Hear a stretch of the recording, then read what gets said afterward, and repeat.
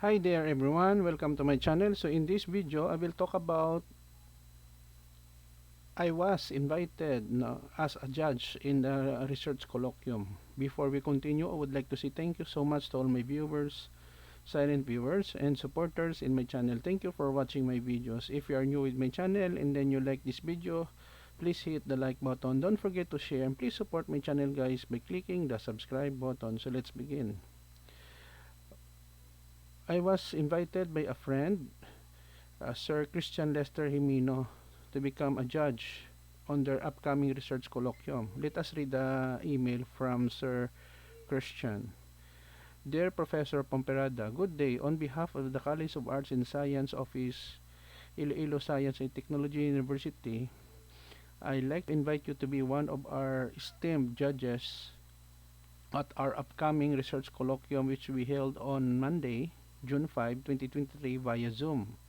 Your expertise and knowledge in the field would be great asset to our event.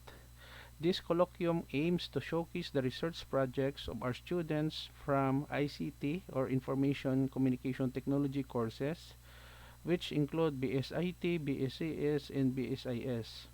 This event will provide them with valuable feedback from professionals like you.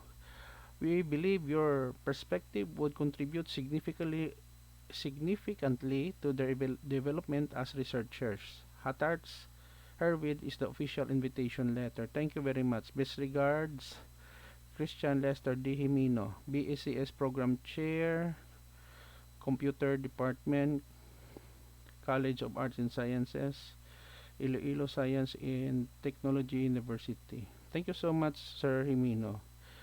Okay, so if you want me to be your judge or resource speaker or in your school, in your research colloquium, you can reach me in my email address, jakerpomperada@gmail.com, or you can follow me in my Facebook page and YouTube channel or LinkedIn. Uh, Thank you so much for watching. Don't forget to like, share, and please support my channel guys if you are new by clicking the subscribe button.